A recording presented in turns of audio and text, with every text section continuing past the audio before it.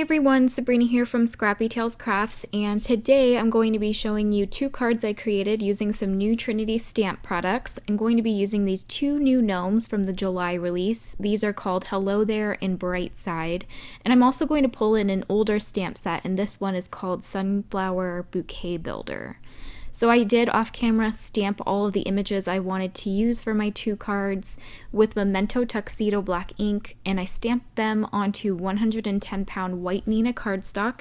Both the paper and the ink are alcohol friendly, so I will be coloring these in with my Copic markers. The caps are on screen. I'm going to start by coloring the gnome from Hello There. I'm going to make the flower that he's sitting on pink, and I'm using my RV markers.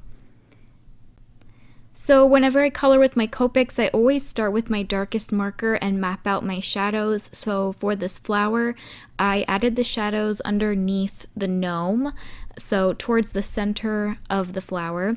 And then I go over those darker areas with my midtone and I pull the color towards the tip of the petals or the tip of the leaves like I'm doing here.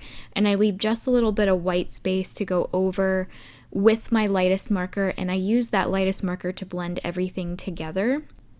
And you might have noticed that I went over those leaves again with my darkest marker, and that's just because I used three markers that were similar in number caps. They were very close together, and that basically means that they're similar in tone, and therefore I lost some of that contrast from my darkest marker. So whenever that happens, I just go over the image one last time with my darkest marker and I don't blend it, and I like that much more. I don't always have to do that, but sometimes when I have very close color caps, I'll just go over it again with my darkest marker to add that contrast back in. So I did use that Sunflower Bouquet Builder stamp set, and I stamped out a whole bunch of flowers and leaves from that set, and instead of coloring them like sunflowers, I decided to color them in some really bright colors. If you're wondering the color scheme that I went with, I always go to Pinterest when I want some inspiration, including color schemes. I knew I wanted to do some kind of rainbow, but I didn't want it to be a traditional rainbow, so I just went to Pinterest and I found this alternative rainbow, which has some more of these blue-green colors, some bright pinks and coral colors. So it's not the traditional Roy G. Biv kind of colors, but it is still really bright and fun. So you can stretch your stamps. Obviously, the Sunflower Builder Bouquet stamp set is a fall themed set, but you can just color them in whatever colors you want to turn it into a spring or summer stamp, which is what I did here. So I'm going to color in this little gnome here. You can see I colored a bunch of little butterflies. Those butterflies came in the Hello There stamp set and the Bright Side. There was just a variety of different butterflies. And so I'm going to color in his little beard. I'm using W4, W2, and W0 to give him a gray beard. And then I think I make his hat a bright yellow color. So I think I used Y18, Y15, and Y13, and I will color in his little shirt purple, which is the complementary color of yellow. You can see just a little bit of his sleeve is peeking through and a little bit of his pants. And I just think these gnomes are so cute. So I'm going to show you how I colored in the other gnome from Bright Side. And this time I will color the flowers that he has over his eyes as sunflowers. So I'm going to use those same yellow markers and color him in. I don't know about you guys, but I have way too many gnomes. Every time I think I don't need any more, another cute gnome set comes out, and these are no exception. I love that these look very traditional, like the Norwegian gnomes, because they're completely covered by their beards. So I think that's really, really cute. I think you can even color in the little bit of skin on both of them blue and kind of make them look like Smurfs, because especially this one has that cute little party hat, and the Smurfs wear those red hats. So that's kind of what I was going for, but I do end up coloring his skin in E13 and E11. And for this gnome, I made his beard with my cool gray markers. And I just wanted some different grays, I guess, but I did hear that if you want to color in dead things, you would use your cool grays, and alive things you would color with your warm grays. I don't know where that came from, but I hear it all the time. But like I said, I just wanted there to be two different kinds of grays. So I'm going to show you how I colored in the dirt that's underneath him. I think it could also be a puddle, but I decided to color everything as dirt. And I'm going to use my E13, E11, and E00 marker for this. And instead of coloring back and forth, I'm actually stippling. So I'm just adding little tiny dots all over, very close together, so it almost looks like it's colored in, but they are little dots. And for the last marker, E00, my lightest, I just color over the whole thing, and that's going to blend out those dots and make them look more subtle. But I do think that adds a nice dirt texture, and I'm really happy with how that turned out. So I added some red centers to those sunflowers, and I'm going to show you how I colored in one more of these flowers. Whenever I color in flowers, I tend to always add my darkest color towards the center of the petals and then flick my mid-tone over the dark color and leave just a little bit of white towards the tips of those petals, and then I'll go over them with my lightest marker. And I have been getting a lot of requests to include my Copic color combinations on screen a little bit better because I am going through the caps really quick. So if that's something you're interested in, let me know. It will take a little bit more time for me, but I'm starting to think that it's probably worth it. I know when I first started Copic coloring, I really valued those YouTubers that included their combinations. But a lot of the times I kind of just grab what I think would look good together, so I'm not focusing in on the caps so much, but that's something I can definitely do if I have a lot of requests for it. I've gotten a few so far, but let me know if that's something you guys would really want, and I will be sure to do that. So I did all my Copic coloring, and off camera I die cut everything, and now I'm working on my first card. So I have an A2 card base here, and I die cut a stitch circle from the front. I also die cut a circle stitch frame, which I'm going to add acetate behind. You know me, I love my acetate, and this is going to be a window card. So there is going to be that little gnome on the inside of the card. And surrounding this circle is going to be a whole bunch of flowers. I'm going to create a wreath around it. You can see I die cut another stitch circle frame, which I thought I would add on the inside of the card, and you definitely can, but I felt like it wasn't needed, so I ended up just not using it. But I did attach that one frame to the front of the card, and now I'm going to attach my gnome on the inside of the card now. And I want his flowers to peek through onto the front. So I'm going to grab my die cut flowers now and arrange them around my little gnome. I want to cover up most of his body and just have his little sunflowers peeking through so that people can kind of guess what's inside. And you can see I die cut all of the leaves from that stamp set, even these little twigs. I thought they would be nice fillers for my wreath, so I'm just doing a whole lot of arranging and tucking, trying to figure out what I want. I thought about adding that butterfly right there, but that pretty much covers the gnome completely, so I will end up moving that butterfly. I don't even know if I use it or not. We'll see. I made these two cards about a month ago, so I don't really remember what I did. But you can see I colored some of the leaves in the blue-green color and some with a YG, a really bright green color. And I really like the two shades of green.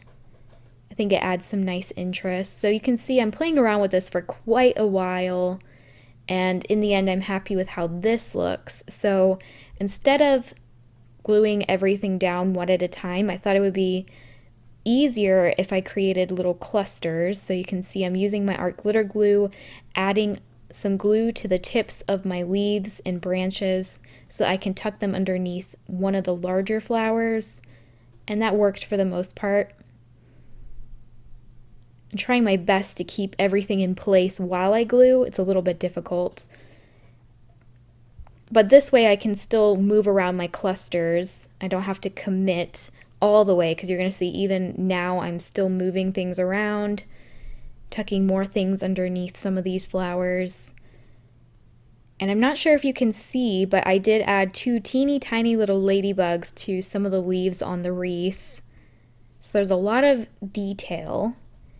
You can see I moved up that pink butterfly towards the blue flower.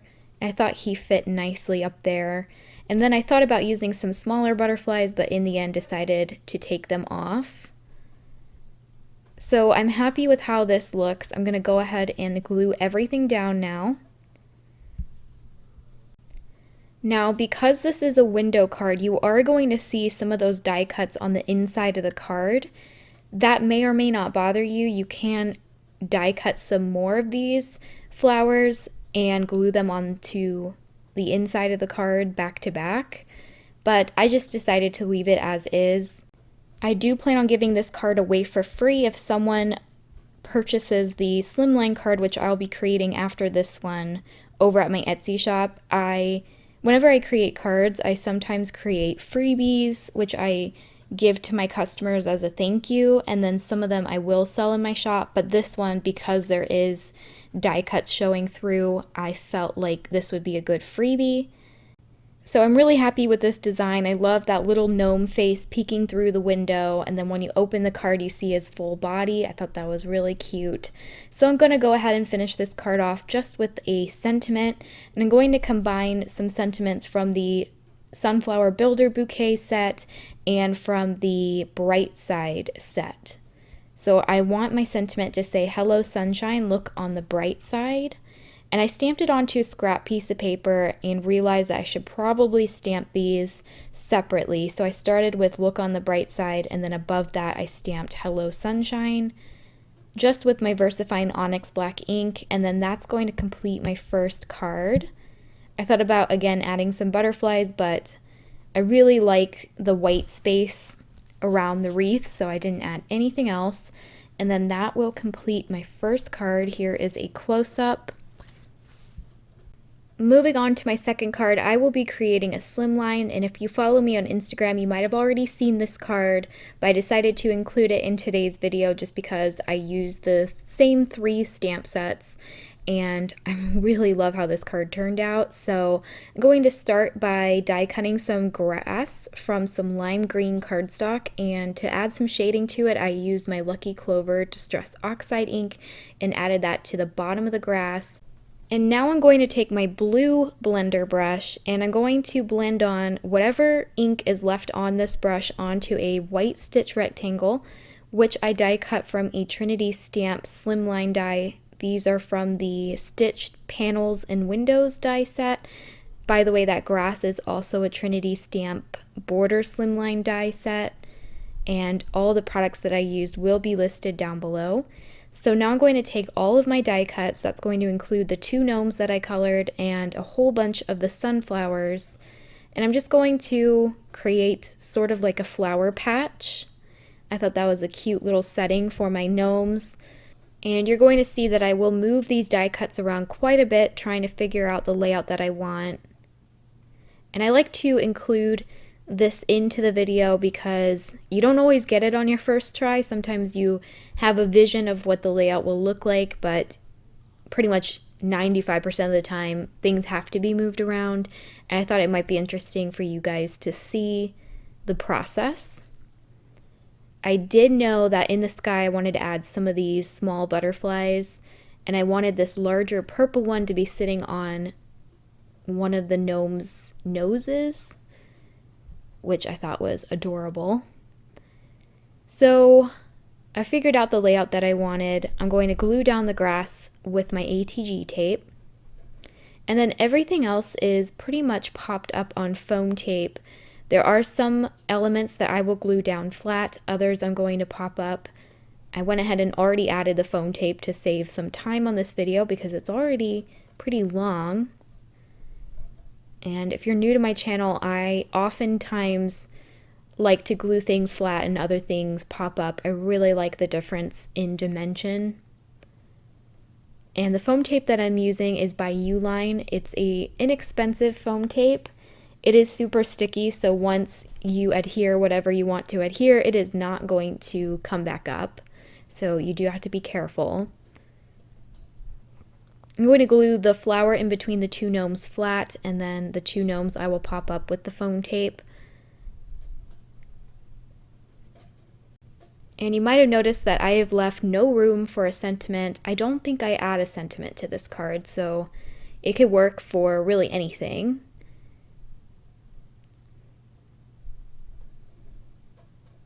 I really like these two flowers because I tucked them behind the gnome. I think in order to really sell a scene, it's sometimes really nice to overlap some elements, and it looks a little bit more organic that way. So I'm just going to adhere the last few flowers. I'm going to flip the panel around and trim off any little stems that might be overhanging, but now that I'm looking at the video, I see that orange flower has a stem coming down.